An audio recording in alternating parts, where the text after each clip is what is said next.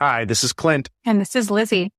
Today, we had a fantastic interview with Laci Garbs, VP of Commercial Operations at a company called Rystad. Looking back on the discussion with Laci, it was just really cool in that she shared some kind of deep insights about herself as well as the company that she works for and how she approaches the job. And it really just came across. She's just a really humble person. Yeah. Humility is the word that I take away for Laci. And I appreciate that coming from an executive who's had many years of experience. She's very genuine, very genuine, very humble. Even though she's carrying the vice president titles, you can tell she rolls up her sleeves. She just digs right in. And she's not afraid to call out when she's made a mistake. She's not afraid to say, I may not approach it the right way, but hey, I did it. I love that attitude. Yeah. And the lessons learned that she shares on this episode, I think are going to be really insightful for some of our listeners today, or many of them. And what about that insight she gave on how to create sales culture? I won't give it away, but I got to tell you, it was one of the best comments I've heard yet on how to create sales culture. Totally agree with that. The one thing that I was most delighted to hear is that within her role as VP of Commercial Operations, she mentioned that the sales team and the customer success team that sits in her group that she's responsible for, I should say, they're focused on customer outcomes above anything else, which is rare. And I like that. Putting the customer first above the own employees within the company. I love that. So this is a great session, great podcast today. Everybody enjoy. We had a fantastic time recording it. You're going to enjoy it as well. Thanks for joining us today on the Fuel Growth Podcast. What is the right growth equation for your company? Is it pipeline, brand, product, customers, employees? Join us as we interview CEOs, entrepreneurs, and seasoned executives to explore what it takes to propel your business into growth. Joining us today is Laci Garbs, Vice President of Commercial Operations at Rystad Energy, the biggest independent energy research and business intelligence company in Norway and a world-leading analysis company for the energy sector. Laci serves as the Vice President of Commercial Operations at Rystad, where she brings to the discussion today a wealth of experience in the energy industry from sales to asset management, and now leads growth for her company by building and streamlining all commercial operations. Welcome to the pod, Laci. I might need you to introduce me just casually whenever I'm out and about. If you're ever looking for a second job, it would be great if you just want to walk around and introduce me. There you go. I'll just shadow behind and bring the radio voice to the discussion. Even better. Even better. Well, we're happy to have you join and learn from you today, Laci. We always start with an icebreaker question. I've chosen one with your interests in mind as a problem solver who I've heard loves puzzles. Can you tell us what's your favorite board game, card game, or puzzle game? The 10-year-old in me wants to say that Dream Phone is my favorite game because I did love that as a child, although that probably dates me a little bit. But I'm told no one can see me, so the guess is theirs. I also grew up really loving the game Life. And if I have to pick a card game, Spades by far is my favorite. I think the strategy behind Spades. I'm trying to learn checkers from my 9-year-old niece, but she just crushes me every time. And so I'm not sure that my ego can take much more bruising from just getting demolished by a 9-year-old. Yeah, give you credit for trying something new, though. That's for sure. Are you a Wordle person? Do you do the daily Wordle? I do like Wordle. I really like Worldle, if you've ever played that. I have Worldle. Okay. It's a kind of tangential game from Wordle, much like Hurdle was, which I also played until they closed that one down.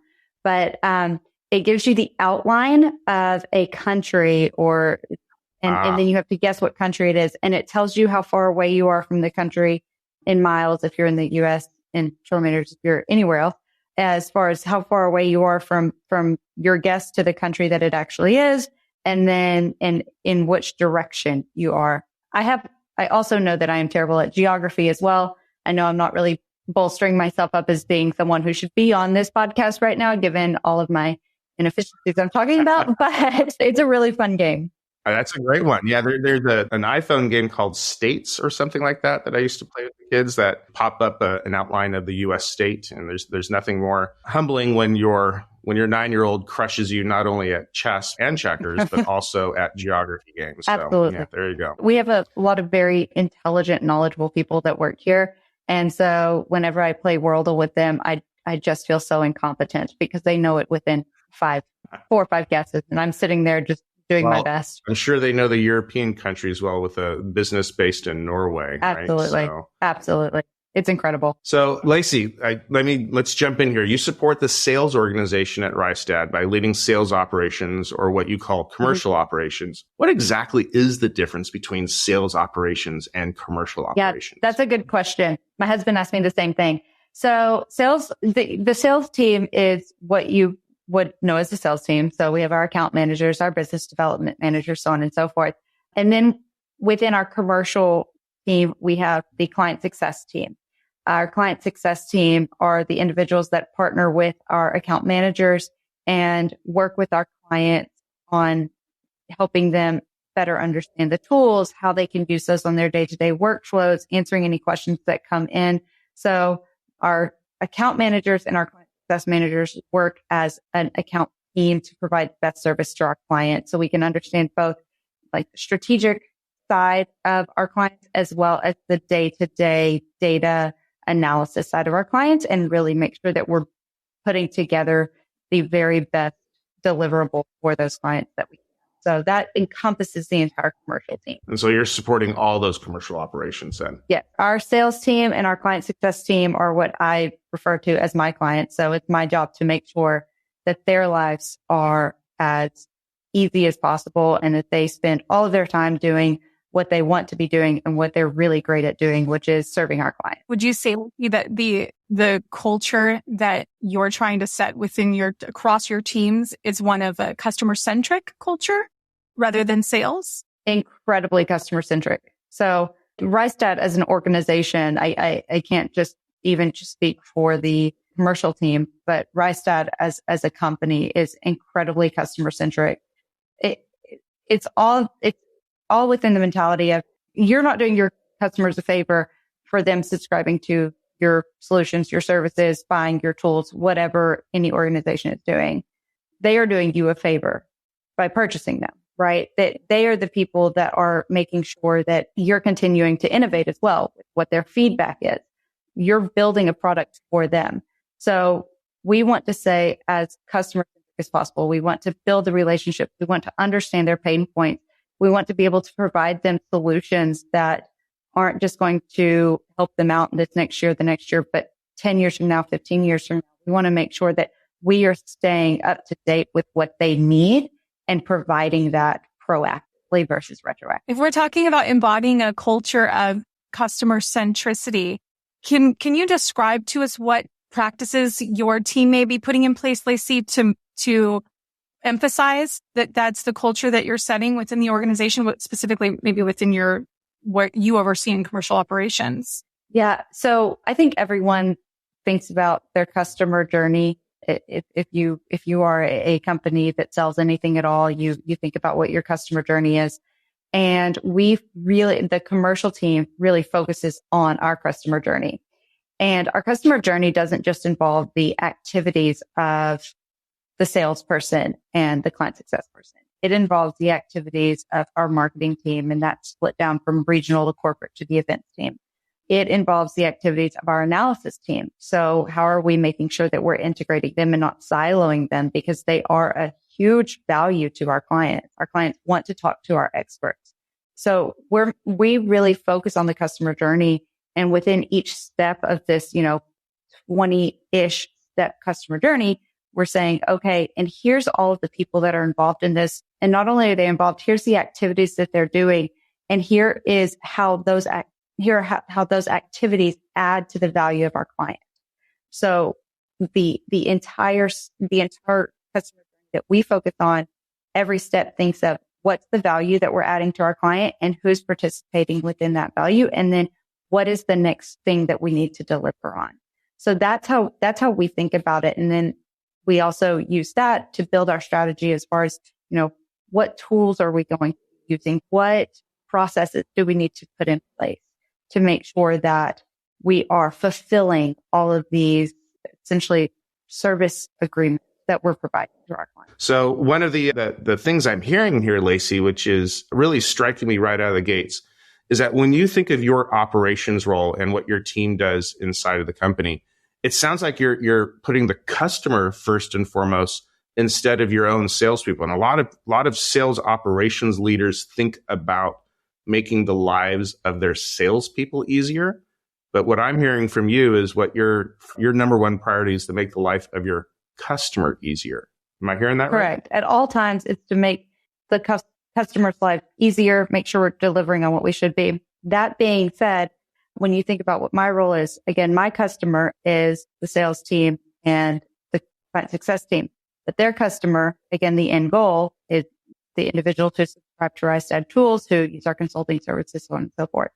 So I can't just think about what's going to make the sales team and the client success team's lives easier. I have to think about what's going to make the customer's life easier, because then that is what our commercial team needs to have happen. So I'm a firm believer that strategy starts at what your end goal is, and then you work your way back. So it's almost like a root cause analysis. So I'm a big fan of taking what is our very end goal, and then from each step, what is then the client success team's goal, what's then the salesperson's goal, and then that will eventually lead to what my strategy is. So everything we do at Rystad is customer focused, it's people focused, and that goes from training to what our leadership role modeling is, to what our performance metrics are, to what our sales culture is. So everything has that very end goal in mind. And then if you meet that, all the other goals should be met along the way. You bring up a great point there. The alignment of culture and goals and people and processes. What are some of the most visible activities and tasks that your team is doing on a day-to-day basis to kind of bring all those parts together? Oh man, I don't know if we have the time to list all of those things. One, we make sure that we focus heavily on the team aspect of what we're doing, right? So if it's good for one, it should be good for all. And I think that drives a lot of those day-to-day activities. We don't sit there and mandate, hey, as an account team, you need to make sure that every single day you're meeting together and discussing your clients' problems and making sure that you're working together as a team. But based on what we've implemented as far as the understanding that our culture is very team focused, it's very help each other out to make sure that we're delivering kind of the end value to the people we need to be delivering that to, that we're meeting our individual metrics. That creates those day-to-day activities. So that creates those one-on-one quick conversations. We also are really big about just getting up and walking over to someone's desk and asking them a question. And I know in the virtual world, that's a little more difficult to do, but that's also one of the big issues that people probably had during COVID, was this idea of, I just can't call someone on Teams. I just can't just hit their name and call them. I don't want to bother them. Well, you'd be doing that if you were getting up and walking over to someone's desk. So that's really important, to make sure that people feel really comfortable with getting up and walking around and going to chat with people and asking questions and collaborating. Because without collaboration, you're not going to get innovation. And without innovation, you're not going to grow and develop, and you die. So that is, I think, one of our biggest day to day, is just making sure that we're talking about all the issues. If there's a problem, we're not embarrassed to share the problem. We're going to discuss the problem and say, hey, I may be messed up, or do you see a way out of this? And making sure that we're not, beating someone with a stick if they mess up. We're going to fix it and make sure that we're going to learn from that as well. So you talk about walking around the office. Are you guys back in the office? Is the company largely back into an office culture, or do you have a hybrid? How's that working? So the company mostly does hybrid, but it's 3 days a week for everyone across the board. Everyone needs to be in the office 3 days a week. I think we have a really fun office culture. And so in the office that I'm in, a lot of people come in, 4 days a week plus. People really want to be in the office. We kind of like each other. So, and you really it helps business go better when everybody likes each other. Exactly. Everybody wants to be happy, right? So if walking around the office and joking around every once in a while to break your brain out of whatever you're focusing on helps you out, then come to the office. I personally really like being here, because even if I don't talk to people, it's nice to know that they're out there and I'm not just alone in a dark cave working away. Laci, I'm hearing a lot of learning through osmosis, learning from each other by way of conversations, feeling comfortable reaching out to people directly. What about things that are maybe more quantitative? Are there any tools that you're using to monitor? Maybe monitor is not the right word to use, but to measure activities across the team? Well, we use Sugar a lot. I think that that's one of my number one tools that I use. And by think, I know, because a lot of our decisions are data driven. And that's across the board because of the fact that we're an energy research company. So obviously that's very data driven, but also everything that we do as a commercial team, it's really important to back that up with data to make sure that, you know, you're understanding historical, and then you can always forecast with that as well. So everything from what our commercial process is, right? I can take our data and understand what the best trial looks like. And then that can be our trial guide, because I understand, you know, from everything I pull in our CRM, often people were on trials, how long that trial lasted, who all was involved, so on and so forth. And now I know, okay, to deliver the best trial to our clients, this is what we need to do. So all of our decisions are very, very heavily data driven. And I use Sugar CRM for pretty much all of that. Great to hear. So do I. You talked a little bit about those trials. Is that where leads come from for you? Is that, you know, we all know leads are the lifeblood of any sales organization. That's what keeps everybody excited and opening up their CRM system frantically every day to see those new leads. Is it trials that really are the starting point of the lead process for you? No, a lot of our leads come in through our marketing activities. So our marketing team, well, I guess marketing and communications team does a lot to generate leads for us. So that's through our webinars, our white papers, any of our marketing collateral that we push out. That's a huge resource for leads. Our lead manager partially generates leads for us, and then also takes a lot of the leads and qualifies them. But the actual push of our leads into our system, a huge portion of that, the majority is from all of our marketing efforts, our awareness, our branding. So you're touching on one of my favorite topics, alignment between marketing and sales. You know, it's often described as, you know, that classic challenge between Venus and Mars, two different types of personalities, two different types of metrics very often. And unfortunately, just too often, two different types of departments that don't know how to work well together. First question for you. That lead manager that you just described, does that person report into marketing or into sales? Into sales. Into sales. Okay. And it sounds like they're on the ground floor of that handoff from marketing to sales. Yes, very much so. So as you know, leads come in the system, and it could just be someone who is really interested in a small snippet of a white paper, right? They might not really have a deep rooted interest or even a need to subscribe to a tool to meet with, you know, our expert. And our lead manager understands, has those conversations, researches, understands who would actually benefit talking to a salesperson versus who wouldn't. Because the last thing we also want to do is pester leads, right? We want people to make sure that if they send us an email or reach out to us, that they're not then getting 8 phone calls every week to buy something if they don't need to buy it. So that's, again, with the end person in mind, that's really, really important. So what are you thinking about, and what have you put in place to streamline those handoffs, those operations between marketing and sales? What comes to mind as key areas to focus on? If I think about when leads come into our system, one, obviously we use Sugar to almost pre-qualify those and based on where the lead is, what type of company it is, so on and so forth, that gets automatically assigned to someone. So if it's a client or a prospect that falls within a salesperson's remit, it automatically assigns to them. Otherwise, and then we make sure that we have different performance metrics in place, that we don't want a certain number of leads that have not been touched to be sitting there for over a month. So if someone comes into the system and they're looking for information, we want to make sure that our sales team or our lead management team is immediately reaching out to them, whoever it falls under. So we have different types of leads, whether it's assigned, which is brand new, it's recycled, which means somebody's reached out to them, it's in process, so on and so forth. We identify what type of lead it is, and one of our performance metrics is making sure that there's not a certain number of assigned leads in our system at the end of the month.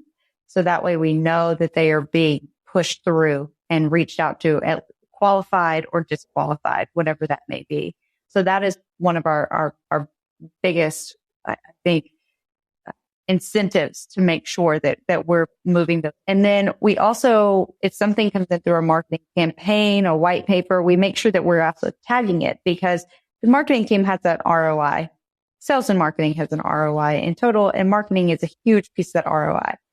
And credit should be given where credit is due. You should always give the credit to the marketing team if they brought in an amazing lead that became an opportunity that generated revenue for us. So we make sure that those are also tagged to those campaigns. So at the end of the day, we can say, hey, because we did this event, or because we ran this webinar series, we were able to generate X number in the pipeline. And that's all credit to the marketing team. So both teams are heavily incentivized to make sure that we're pushing those leads through the system. Yeah, you're calling out some excellent points, Laci. We have talked in the past about sales leaders tracking data, like you've just mentioned, but we've not heard, it's not to say it hasn't been done by other sales leaders that we've spoken with, but it's rare for sales leaders to bring up the incentivizing behind it and incorporating that as part of performance measurement. So I think that's an important call out. I just wanted to switch tracks and cover enablement. This is a heavy topic at most companies and how they enable their sales team members. And in your case, it would be both sales and customer success executives. And so what sort of programs, if any, do you have that your team, commercial operations, oversees when it comes to enabling both parties, sales and customer success under ComOp? I think the one thing that we do, and we are continuing to develop even further, and probably the most important thing you can do when you're thinking about, how do you really incentivize teams? How do you reward? It's to reward the activities to reach the goal and not the goal itself. Mm-hmm. If you reward the goal, so if you reward the goal, you're saying no matter what, just get to that goal, and you will effectively cannibalize your culture. You become a sales organization that is saying, I don't care what you do to reach that goal, but you need to reach that goal.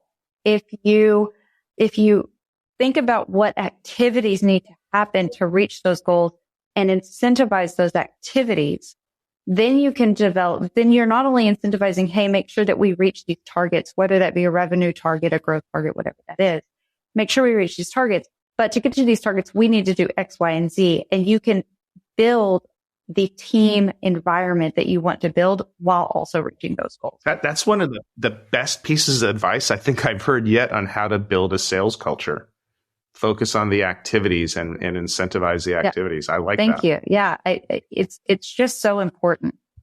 It helps make sure that your team is functioning the way you want it to function. And then it's also really a lot easier to train and pivot. So if you need to adapt an activity, if you need to add one, if you need to remove one, it's a lot easier to take away those pieces versus to crumble the whole puzzle and then rebuild it. So that is probably the number one piece of advice, if it counts as advice, that I could ever give anyone, is to make sure that we're focused on the individual activities that we are reporting. Yeah, no, it is very good advice. And when I think about, you haven't given examples specifically now on the activities themselves, but I am curious, if you have activities that you're expecting of your sales executives or customer success executives, what does the commercial operations team put in place to enable the team to follow through on those activities? And you had talked about tooling earlier. I'm wondering if it's maybe a people, process, and technology that is part of making sure that the sales and customer success executives feel enabled to follow through on the activities that are expected to then reach the outcomes or the goals that you're looking for. Yeah. So just on the tools piece of this, so our sales team uses several different tools, so whether that be prospecting tools, Sales Navigator, for instance, whether that be tools that, DocuSign, for instance, that you can quickly send off an agreement. And I will say I don't know every tool that's out there, right? I just recently discovered, these client success tools that are available. And I'm purely speaking to the commercial team, but there are so many available systems out there that we may find a use case for, we may not, but our salespeople and our client success people encounter them every single day. So we make sure that one, that can always be fed back, so that we make sure that, hey, if you think of something that could be useful, please send it my way, and we'll make sure that we evaluate it as a leadership team. Because the last thing I want is for someone to say, this tool could have really, really helped me, but no one paid attention to me and I lost out on it. And now I'm less happy in my role. Because again, my end client are the people who are going out there and speaking to our clients. So I want to make sure that they are as happy as possible and that they feel the most efficient in their job. So it's really important to kind of stay ahead of that and make sure that what we are putting in place makes sense. That being said, and maybe we're going to talk about this or maybe not, but so we've recently in the past few years added some new tools for our team, and we've updated several of our products. And one of the things that I have learned is sometimes if people don't immediately understand the why, so if you assume they understand the why, then they're never going to adopt the what. So if I don't explain why we're doing something and I just say, guys, this is what we're going to be doing now, and don't say, hey, we changed this process because we noticed that there was a ton of fat that we could trim, and now you have 4 more hours a week that you can dedicate to speaking to our clients versus, inputting things into a system or making sure that we're uploading documentation. If I just say, this is what we're doing, they're going to say, why would I ever do that? I'm very comfortable doing what I'm doing now. So that's one of the key lessons I learned, is making sure that I give the why so that they will accept the what. And then that's also kind of falling in line to making sure that we have the best implementation as possible. So that's not just then introducing the new tool, the new process. That's making sure that, in 2 weeks, we have an additional training on it. We have videos uploaded. We're making sure that there are now performance metrics included so people know to follow along. And then again, incentivizing those activities, whatever they may be. And that needs to all be built into our implementation plan. Otherwise, we're wasting money and time and effort actually putting this stuff forward. That's excellent advice. Any other lessons learned along the way from possible mistakes you made in the past? I love the point there of explain the why. Otherwise, people won't do the what. Yeah, I have so many things that I've messed up. I'm never ashamed to say how much I screw things up, but it's good. I think and this maybe all goes back to those pieces, goes back to that idea of making sure that you're incentivizing the activities, is with every issue, understand the root cause analysis behind it. So one thing that I would say as a individual who I have sometimes a very low need to defer, and I'm just, I can figure that out. I'll just handle it. Don't worry. I can take care of it. I have in the past missed the root cause of problem and taken them at very face value and said, okay, I'll handle that. No problem. And what ends up happening is any work that I put into an issue just immediately implodes. I think that has been such a big lesson, is taking issues or problems and taking the time to really understand the very, very base root cause of that problem. And not saying, okay, this broke, and taking one step back and finding at what point I need to understand the structure behind it. And if I can understand the base structure, then I can actually fix the problem and make sure that problems like that don't happen in the future. There's a theme in there of unpacking one level deeper each time, right? So that's great. Great advice. Appreciate that. Absolutely. Well, Laci, as we're closing things out, we like to always ask, where can our listeners find you? Where can they learn more about you? So I'll leave that open for you to answer for our listeners. I don't have Twitter, but I do have LinkedIn. So Laci Garbs on LinkedIn is where I'm at. I wish I had Twitter, but I learned that my millennial brain can only handle so much social media. So I chose Instagram. Same. definitely LinkedIn, please. And I appreciate you guys having me on. This has been great. Excellent. That's amazing. Well, the connection requests will come flooding in. You bet. Well, Laci, we really appreciated having you on the show today. Thank you so much for being here, and just really want to wish you all the best with everything you're doing. It sounds like you've got a real fun job and you bring great attitude to it. I have a fun job, a fun team, a really cool boss that I work for. So I'm lucky.